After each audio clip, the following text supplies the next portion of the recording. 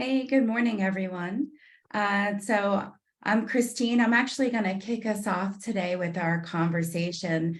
We're going to be talking about how you can develop a learning organization leveraging SAFE's measure and grow assessments.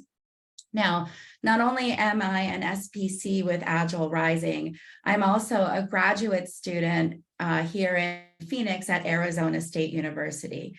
And I'm studying organizational leadership. And it turns out we have to write this thing called a research paper every single class. And I recently wrote a research paper which was studying the effectiveness of these SAFE measure and grow assessments on developing a learning organization, a learning culture, and really supporting and driving business agility. So I'm going to share a little bit about that paper with you first before we jump into exploring a use case where we actually tested the hypothesis of my paper. So what are we talking about? Well, we're talking about the requirements for long-term survival of organizations. The current average lifespan of today's Fortune 500 companies, it stands at just 18 years. So transforming organizations to be competitive in today's market, it's required for sustainability. Organizations, they're made up of vast amounts of information, and being able to harness this knowledge, it's key for that longevity and for the customers that they serve. So intentionally growing this knowledge, informing our shared intelligence, and emerging as a learning organization, it's critical. So we must act with urgency and focus on this organizational need. And the leadership theories of today, they highlight the leader as somebody who works on the follower's psyche to unleash their potential. This really paints a picture of the responsibilities that leaders have to create the conditions that people need to do their best work, which, according to Daniel Pink in his book Drive, it's a requirement for unlocking our inner potential. So provisioning the space and providing the tools for self-assessment and that strategic retrospection, it becomes a leadership imperative. Margaret Wheatley, she's an organizational scientist, and she defines two competencies which are required for organizational long-term sustainability and survival. And that's the ability to generate new knowledge and the ability to help it be freely shared. So this is saying that leadership is required to show up as an active participant to help deliver on these two competencies. And what that means is they have to show up in the sense that they provide that dedicated time, that space, so that teams can learn and grow the knowledge about how they practice and what their behaviors are as individuals and as a team. The leader must also make sure that feedback loops are in place so that we're informing the organization of what this newly acquired and learned knowledge is. And remember, the scaled Agile framework, that in and of itself mentions that these cycles of learning, they don't happen organically. Specific time and space, it must be intentionally provided to ensure the continuity of this practice, or organizations are going to face decline and ultimately extinction. So personally, I've been a part of organizations where we're too focused on the tyranny of the urgent, if you will, preventing that cycle of continuous learning and informing. Tim, you have a background in the military. Has that ever happened to you in your experience? So I spent 21 years in the Air Force, and I can tell you that the tyranny of the urgent is the way the military moves. I mean, almost every job that I was in, it was, hey, we're fighting the fires today rather than keeping our heads above the fray to focus on what we'd really like to focus on. And that's sad, but that's the way that the most government organizations operate. Yeah, and a lot of private organizations too, they run into that challenge. So, when we think about improving, when we think about, creating that space for our teams and the people in our organization, I think first we should really define what a learning organization is. And Oosterwal, in his book, The Lean Machine, defines a learning organization as one that's multifaceted, it's adaptive, it engages in generative learning, which enhances the ability of the organization to create.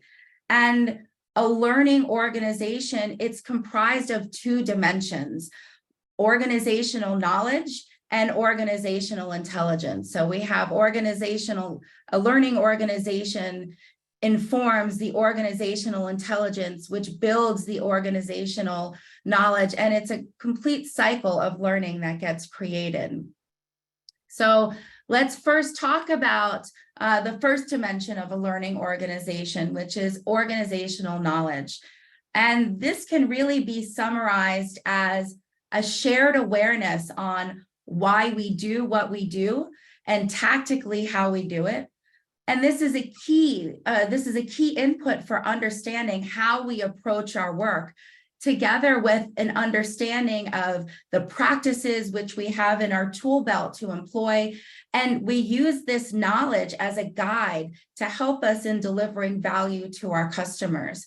Similarly, having that compelling vision of where we're going, our role in the journey, and an understanding of successful expectations in achieving these goals, it's imperative.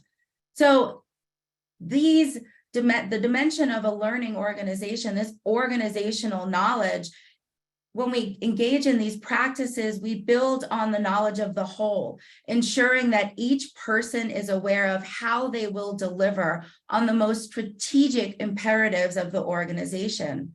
So not only do we require the vision or the what, the clarity or the where of the where, we have to operate and function both within a team and as well as within that larger organization. So we have to have that knowledge and understanding. We must also know how we operate and deliver value to our customers and what our customer journey looks like. And finally, organizational knowledge requires us to reflect, to gather feedback, and adjust our behaviors, practices, vision, and goals as needed.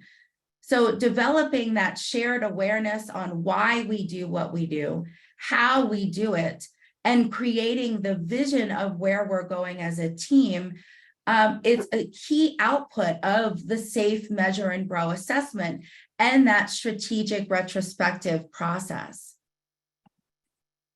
So that second dimension of a learning organization is organizational intelligence. And this has been defined as the mental capacity and ability to perform a task or important activities. And it's made up of these 7 components that you see here on the screen. It's also been referenced to as seeking to adopt courses of action that lead them over the long run to outcomes that occur over time. So for today, I think we can summarize organizational intelligence as the collective human, machine, and process knowledge that allows an organization to perform tasks and important activities that deliver on business outcomes. Allowing for the analysis and understanding of these practices, these behaviors and beliefs really allows us as an organization to align and address those gaps that we have in our shared understandings. So the different components of organizational intelligence, they're achieved in different ways. Strategic visions and shared fates, they're the responsibility of leadership to clearly define and share, as these are inputs into creating that urgency for change. That's necessary for individuals to see how their role fits into that larger value delivery picture, and how the organization will both share in the success or failure of achieving its goals. So the desire to change heart, alignment, how we apply our knowledge, and that performance pressure, they're internal drivers, which we propose engaging in these assessments specifically target. So Tim, I don't know about you, but when I think about organizational knowledge and the components of organizational intelligence, it really sounds like the SAFE framework itself really addresses a lot of these key behaviors and practices. What do you think? Well, it definitely does. I mean, when you think about the foundations of a continuous learning culture, I mean, that's on the foundation now of the SAFE 6.0 framework. And you start thinking about the principles. Many of those principles get after that about build incrementally with fast integrated learning cycles and decentralizing decision-making, unlock the intrinsic motivation of knowledge workers. And then these concepts of customer centricity and design thinking, where, you know, we're having to learn about the customer and get feedback on that, and then think about that and apply it to the product that we're developing and how we're going to improve that and what new things we need to incorporate in that. You're right, Kristine, it's just laced all over the framework. Yeah, and what I love is, as part of this paper, this research I had to do, was to not only understand how we define a learning organization and the components that make up a learning organization, but specifically, how do we target intentionally changing the disciplines that we follow, that we have to master, so that we can truly transform and create those feedback loops that are necessary. So what we found is that a learning organization is comprised of 5 key disciplines. And Oosterwal, again, in his book, The Lean Machine, he says that mastery of these disciplines is what distinguishes learning organizations from ordinary organizations. And it requires transcending the internal politics and gamesmanship that dominate traditional organizations. Targeting these disciplines specifically, it's critical for that transformation, because this is what helps us shift our mindset from that fixed mindset to what SAFE calls that growth mindset. I also call it green light thinking. So again, we see those 5 disciplines here on our screen: systems thinking, personal mastery, mental models, building a shared vision, and collective team learning. So we're going to talk about each of these individually. So let's start with the first discipline of systems thinking. This is what's really been identified as the cornerstone for organizational thinking, how organizations think together. It enables us to look outwards at that bigger, longer term picture. It helps us as we search to really understand a more holistic view of the organization and the systems that function within it. So this information, it allows us to consider like where there are opportunities for improvement, how we can understand what those changes are, whether they're working, and as a team, how we can identify and consider any unintended impacts with the change that we're proposing.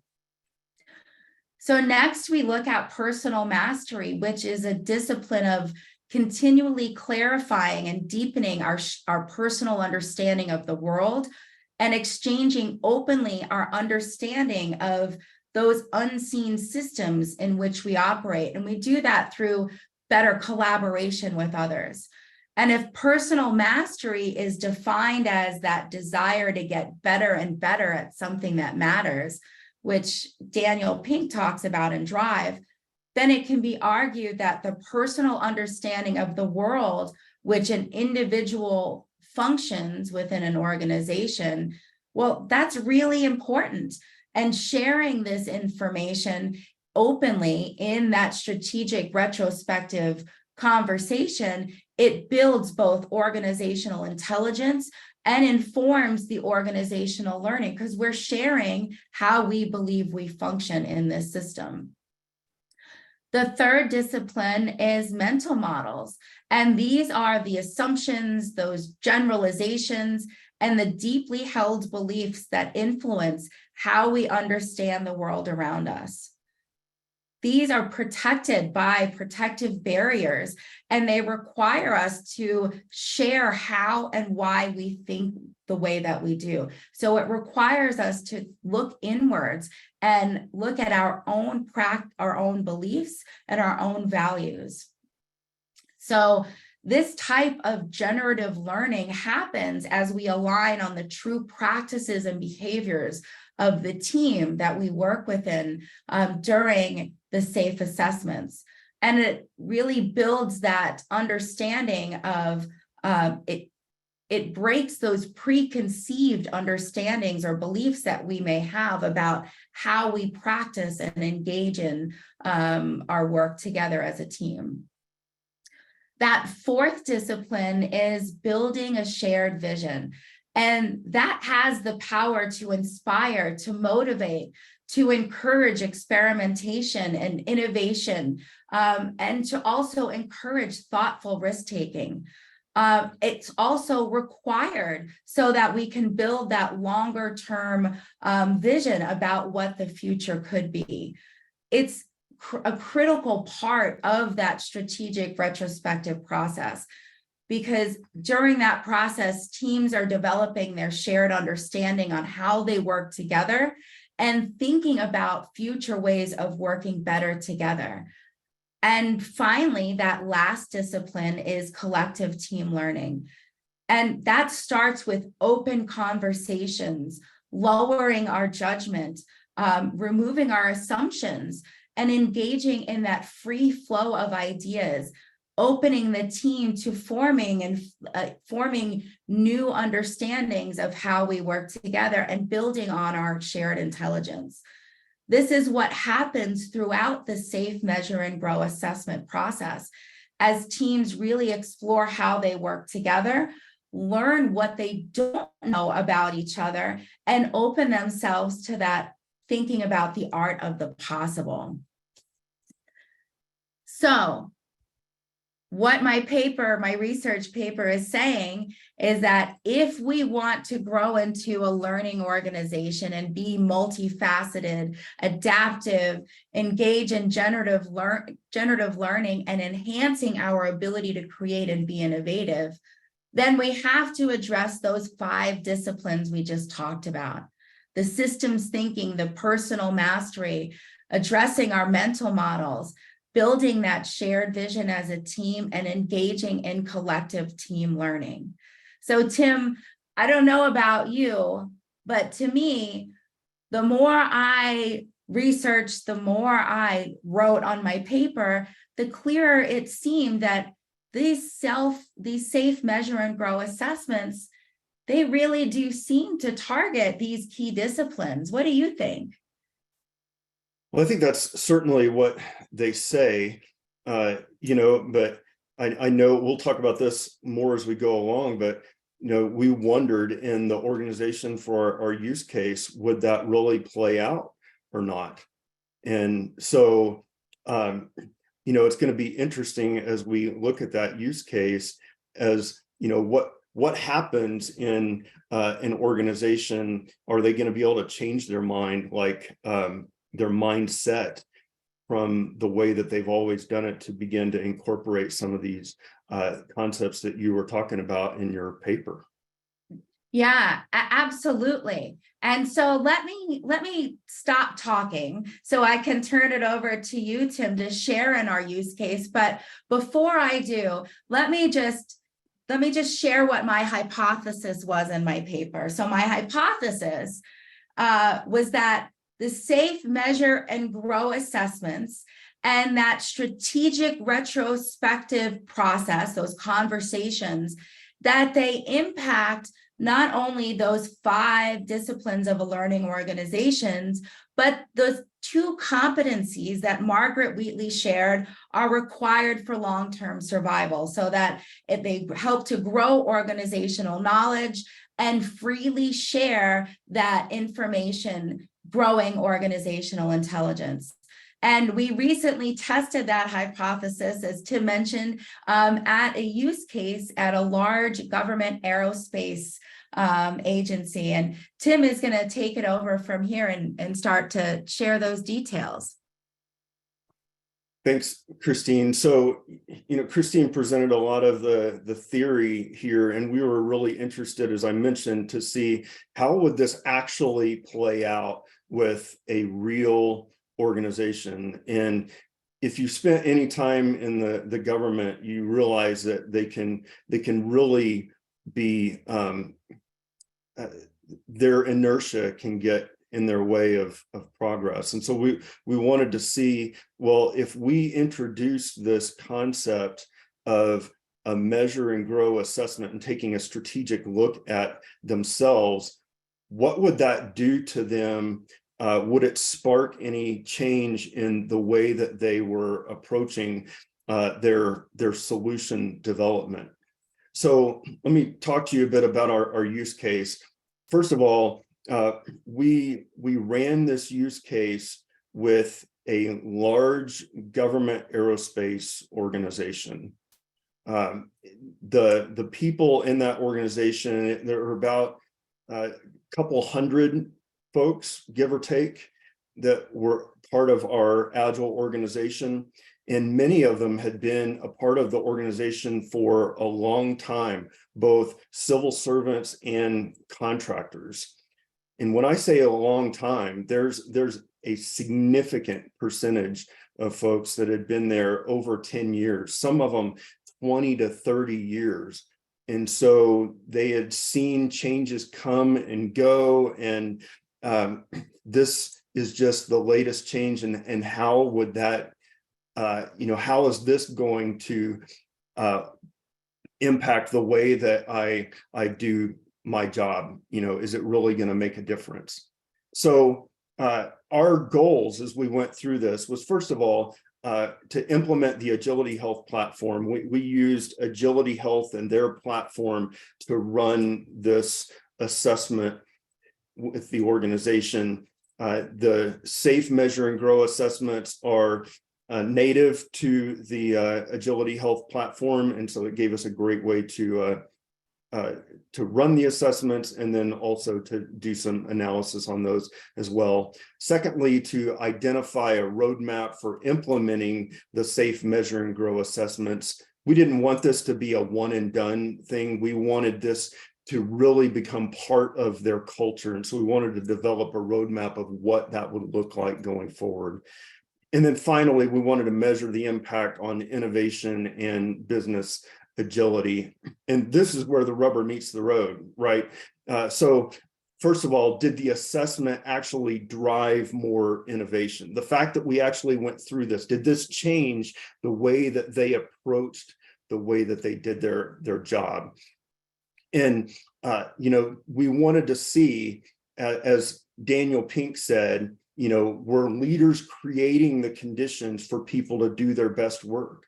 Or for those workers that are down in the trenches, as Margaret Wheatley said, were they generating new knowledge and so that it could be freely shared, right?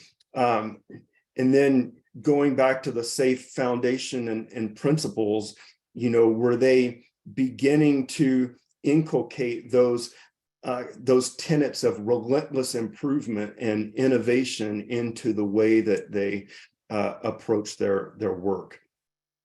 So we used the safe team and technical agility assessment. We started at the team level and we ran this with about 23 teams there. And the reason that we started at the team level even though there are 7 other assessments that we could have run, we started at the team level because, first of all, that's where we expected the greatest amount of maturity. But even more important than that, you could make a clear case for, if we weren't seeing any type of agility or change of mindset at all at the team level, we certainly weren't going to see it in any of the other SAFe competencies. So we wanted to start at the team level and see what was happening down there and then move on from there. And then finally, how we facilitated the assessment was we set up an individual session with each of those 23 teams. We used the Agility Health platform, as I mentioned, and we set aside 3 hours with each team. That first hour was to run through the assessment with the team. We weren't going question by question, but everybody was taking it at the same time. And this allowed us to make sure that we had a shared understanding as they were going through there. Hey, does this question even apply to what we're doing? Or I don't understand what this term means. And then we can have that discussion, and everybody would then have that shared understanding, and we'd eliminate some of the spottiness in the data that we might have gotten if we hadn't done that. And then after that, then we went through the analysis, and we just kind of talked through what we saw with the analysis that the Agility Health platform provided. Hey, what are you seeing that looks good? What doesn't look quite as good as what you hoped it would? What do you think is helping things that are going well? What is helping those things to go well? What are some areas you think we ought to improve on? And then that naturally led us into the last part, where we developed some of those growth items that we hoped the teams would take forward to actually make some improvements into the way that they're doing business there. Now, all of that, to actually make that happen, was going to take an awful lot of preparation on the front end. And so I'm going to turn it back over to Kristine for just a second, and she's going to tell you about what we did on the front end to help set us up for success going through this experiment.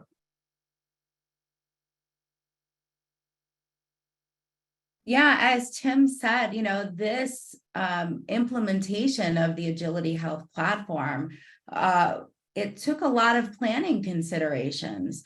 We wanted to make sure that we were successful in our approach, that we really were considering ahead of time any considerations, potential delays, or even roadblocks that we might encounter along the way. So one of the things that we really thought about ahead of time was, what is the support that is needed by our business owner? How do we best support our RTEs? And what do they need to help support the Scrum Master and the teams as they're engaging, not just in the assessment itself, but also making sure we're providing the right vision and the right guidance during their planning, the PI planning event, right? We had to make sure that we were discussing that this is going to be an impactful event that they're going to engage in, and what to expect for that process. So we really partnered with our business owner and leveraged them to help us remove any impediments that we came across as we were really laying that right foundation with the RTEs. We also considered how we were using the Agility Health platform, making sure that we were entering in the right data for the teams, the team members, because as Tim mentioned, the Agility Health platform, it allowed us to get different views and slices on the responses of the data that was collected. So we wanted to make sure that the data we were going to be using as part of our analysis with the team, that it really was coming from the right data sources. So understanding how we used Agility Health, as well as how these growth items that Tim mentioned, how those growth items ended up getting entered into JIRA. So what was that the tool that they used for their ALM tool. So we had to make sure that we were collecting the right information during those retrospective process conversations to support the easy flow into JIRA, and that the teams would easily have line of sight to that work. We also partnered with Agility Health. We wanted to make sure that as this large government aerospace agency implemented this platform, that it was really a positive event for our customers. So given that we had a shared customer and we had similar outcomes that we were working towards, partnering together seemed like a logical approach. And we were able to really streamline some of the activities that were going on around single sign-on with the tool. So that vendor alignment and that vendor partnership was really critical as we were moving the value forward towards rolling out the tool. And Tim and I also recognized the need to make sure we achieved and obtained our Agility Health Facilitator certification. So that's a certification that Agility Health offers.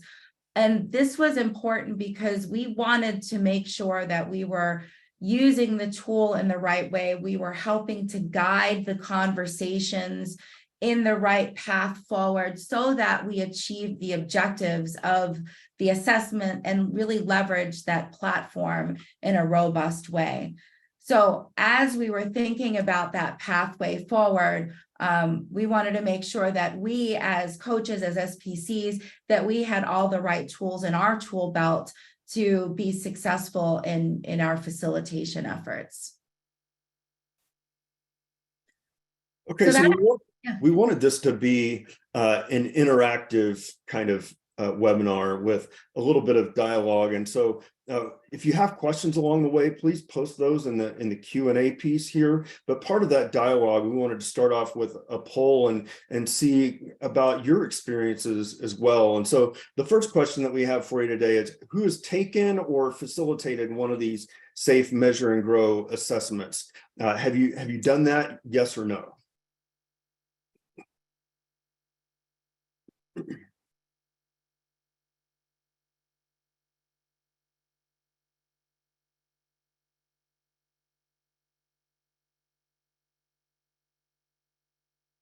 So Julia, if you'll give that about a minute, then we'll see what our results are. I'm interested to see how widespread these measure and grow assessments are. I had some background music queued up. Right? We need Jeopardy or something like that.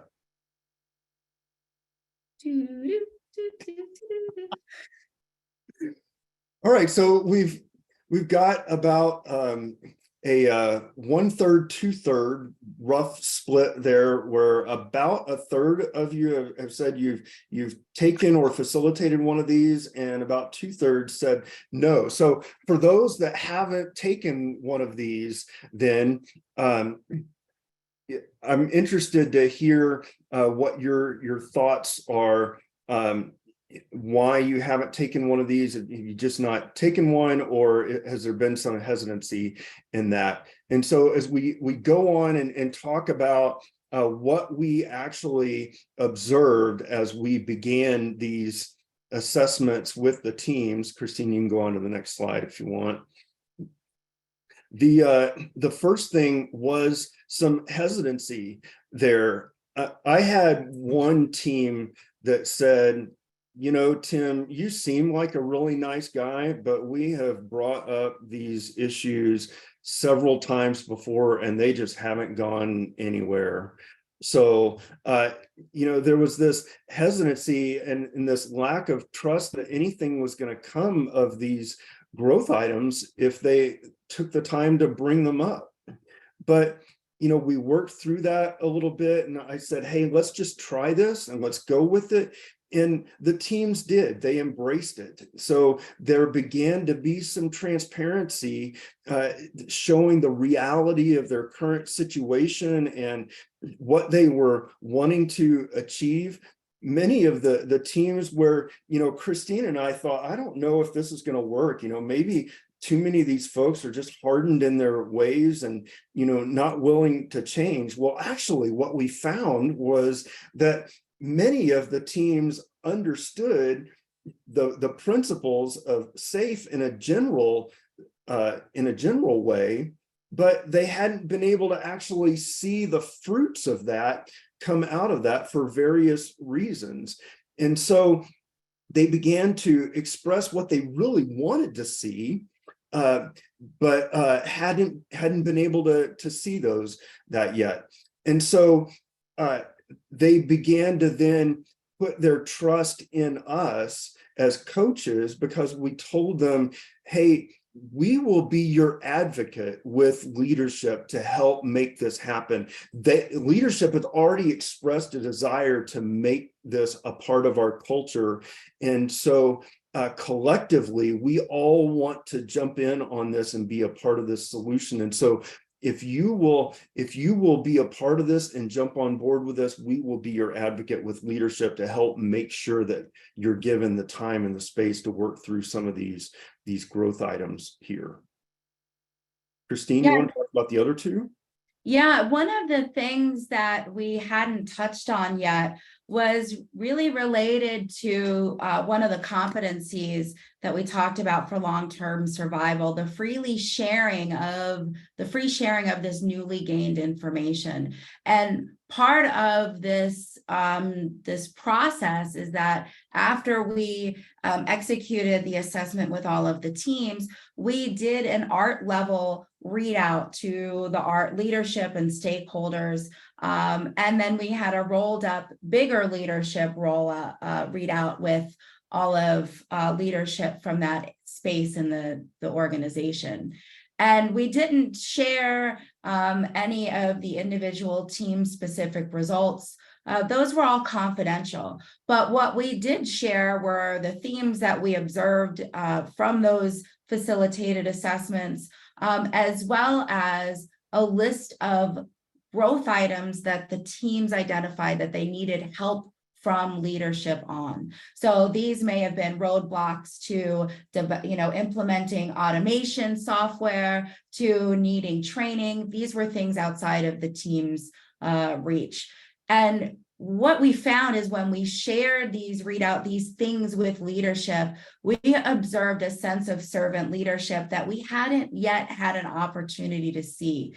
We were giving the leadership of the art specific things that the teams needed action on, and they were all willing and excited to jump in to better understand the problem and the impact, and to prioritize getting resolution to those challenges. So from that perspective as a coach, we not only saw change in the behavior of the team members, but we saw a level of excitement and servant leadership with the leaders that we hadn't yet seen in that much of a strength and that much force.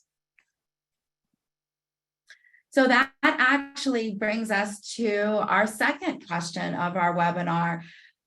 Tim and I already shared, we were somewhat surprised by some of the reactions and the responses that we observed. So do any of these themes surprise you?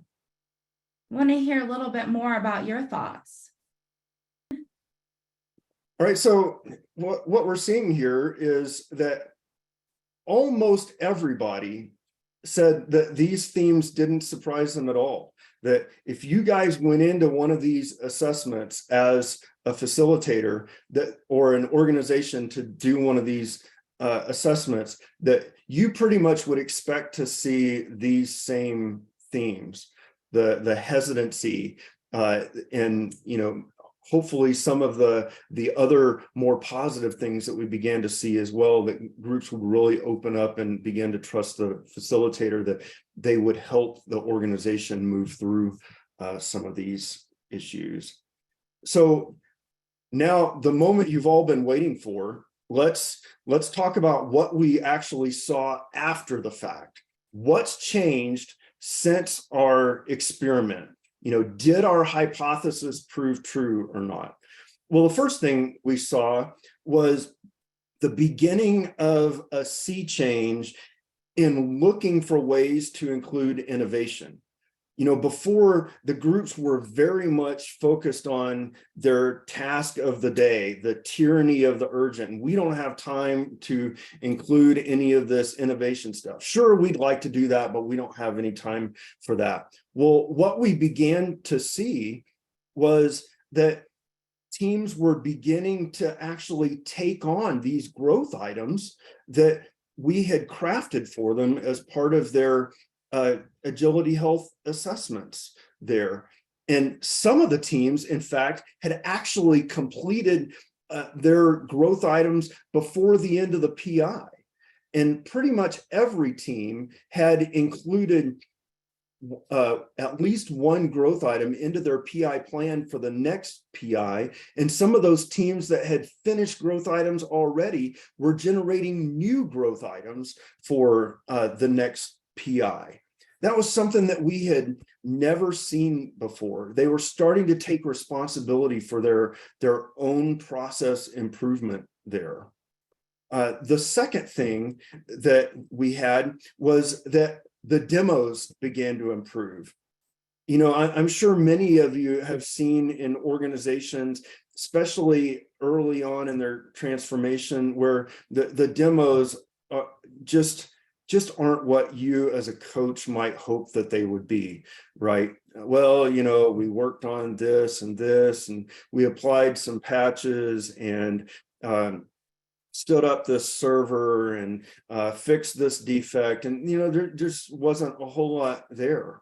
Well, what we began to see was that they were actually showcasing some of these growth items that they had worked on. And they were also beginning to take metrics and then show their improvement in from point A to point B in where these metrics had taken them, where they could actually have data to show how they were doing and whether they were making a difference or not. And then finally, with the growth mindset itself, we actually began to see this growth mindset begin to take root. Now, I'm going to tell you that it didn't look anything like this guy right here, right? It looked a little bit more like Baby Groot in Guardians of the Galaxy 2, and probably with a little bit of his attitude as well. But the fact of the matter is that growth mindset did begin to take root to where they were beginning to take on and their own growth items. Some of them were generating a list of every time they came across something that that could have been fixed. They were creating a list and then reprioritizing that list and figuring out, well, which of these do we want to take on next? They were also well, shoot, and of course I forgot the other thing that I was going to mention as part of their growth mindset, but suffice it to say that they were beginning to think for themselves, what are some things that we as a team can do for improvement? I remember what it was. They were going from I-shaped skills where everybody was very much a subject matter expert to, hey, we need to share our skills in case, you know, we wind up losing a team member for some period of time, or they go on vacation or whatever. How are we going to be able to handle the work when that happens? And they began to take on for themselves work that would begin to develop those T-shaped skills across the teams. And they did that themselves. And so now I'll turn it back over to Kristine to close this out and to sum up our experiment based on the research that she initially laid out.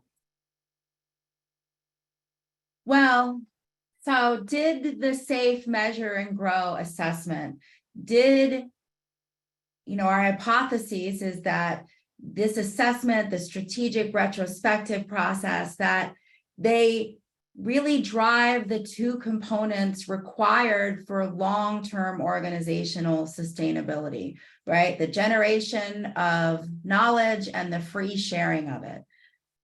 And if we want to support those two competencies, right, that's organizational knowledge and organizational intelligence, it's critical that we influence those key disciplines of that learning organization. We talked about earlier, right, that systems thinking, personal mastery, mental models, building that shared vision and collective team learning.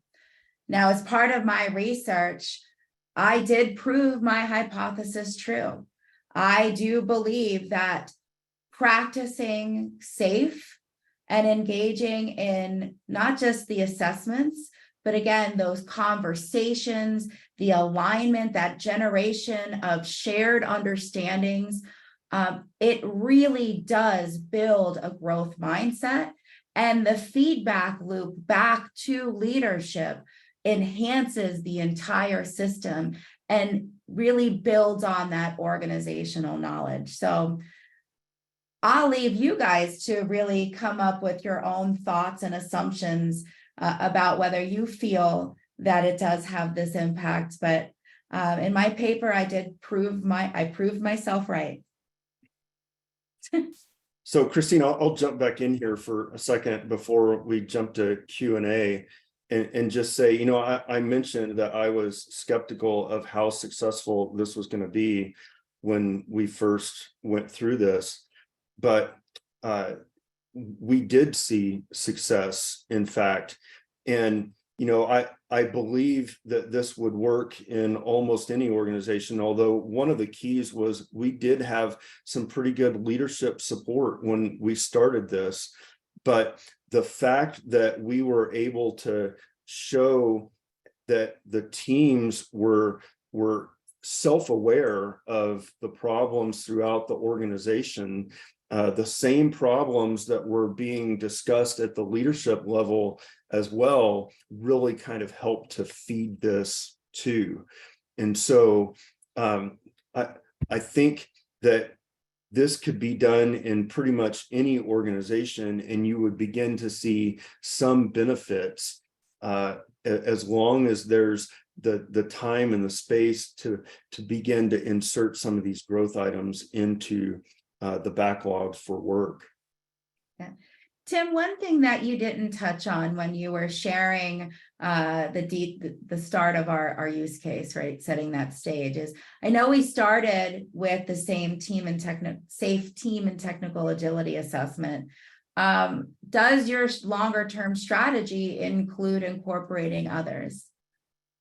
It does. And I mentioned that briefly, but I wasn't explicit, right? We said we wanted to create a roadmap for the future, that we didn't want this to be one and done. And so what we came up with was that we wanted to repeat the team and technical agility assessment every so often. And our plan going in was that we would do that about every 6 months. But then we would also begin to incorporate some of the other assessments as well, like the business agility assessment, the one that gives kind of an overview across all 7 of the SAFE competencies, like the DevOps assessment that would give some idea of the flow of value throughout the organization there. And then eventually some of the other assessments as well. But the key there is that we would lay out a plan and track not only for those assessments that we started with, were we actually improving? That's why we wanted to do them over and over again at a periodic basis, but also to begin to take the data that was being given to us by the assessments themselves that help us target where might we be weak and what assessments might we want to look at in the future that would help us take a look at those with, under a greater microscope, if you will. Yeah, that's excellent, right? Keep that cycle of continuous learning going. Exactly. And allow us to make those adjustments based on what we're learning. So we did have a couple of questions in the Q&A here. We've got about 7 minutes left. And if you've got any questions in there that you've thought of as we've gone through here, then please go ahead and put those in the Q&A. But I'll take this first question here, Kristine, and then if you want to handle the second one, and then we'll figure out if there are any others after that. There was a question about whether the Agility Health platform costs, and it does. Our client did let a contract to incorporate that Agility Health platform into what we were doing. But I would say that to run these measure and grow assessments, you don't have to use the Agility Health platform. You can still get some basic analytics using just the spreadsheet version that you can download off the Scaled Agile Framework website there. So there's some benefits to using the Agility Health platform. You do get some more in-depth analytics, but I would say that you would get at least a good portion of benefit from just having access to the assessment questions themselves. Yeah. And with the right Excel skills, I think you could even add in some calculations if you're that smart. I don't know. I struggle sometimes with math. Oh, for sure. Yeah, I didn't think about that. Excellent. Second question, can you share best practices in sharing the final health assessments with technology leaders? Well, for us, a reoccurring theme, as we shared throughout the assessments, was hesitancy in participating because of past change initiatives, as well as really the need for folks to be reassured of their confidential participation. And we wanted to make sure that that was definitely a best practice that we carried through in our readouts to the leadership. So making sure that we were presenting the information as a consolidated art, sharing themes that we observed throughout all of the assessments of the different teams, really allowing and giving the teams that space to have the vulnerability, to retain that vulnerable space and being open was really critical. As well as making sure that the information we were sharing with leaders, that we weren't just throwing data out just to provide data. We wanted to make sure the information that we were sharing really was actionable. So having in that readout, making sure that we had those leadership growth items shared, as well as supporting information. So as facilitators, we weren't just passively observing and guiding the conversation. We were really working to form an understanding of why is this ask of leadership important? What problem is it causing? What's the impact? So that we can really help leadership understand why their assistance and their servant leadership in resolving it was so critical and valuable. Yeah, Kristine, I want to go back to that very first thing you mentioned about anonymizing the data when we briefed it up to leadership.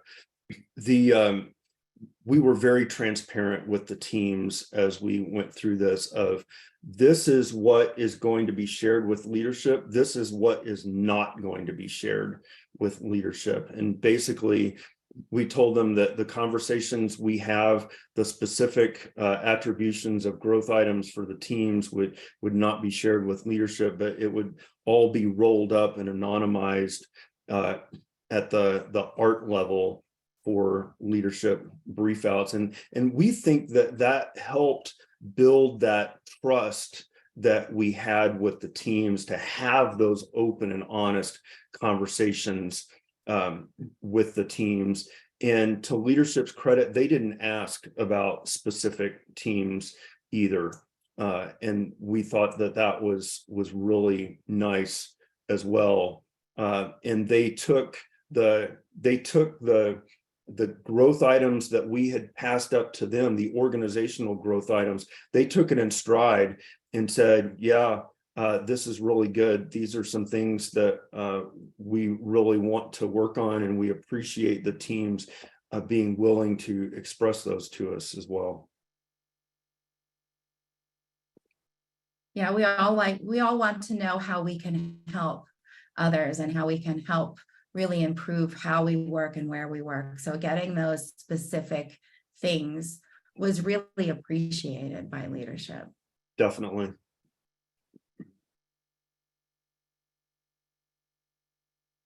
Any other questions anybody has?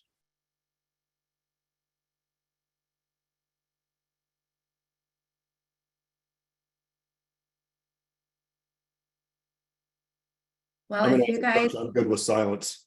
yeah. Well, I was just going to say, if anyone has questions on how you can implement the safe, measure, and grow assessments in your organization, if you'd like to if you have any conversations or questions on how to facilitate the assessment, how to engage leadership, or really want to learn more, please feel free to reach out to Agile Rising, and any one of us will be happy to help guide you on your journey. Absolutely. And I also want to say, just thanks for joining in today on a Friday. And hopefully this was insightful for you. And for those that have not gone through a safe, measure, and grow assessment and not facilitated one of those, hopefully you'll take the opportunity to do that based on the information that we've presented today.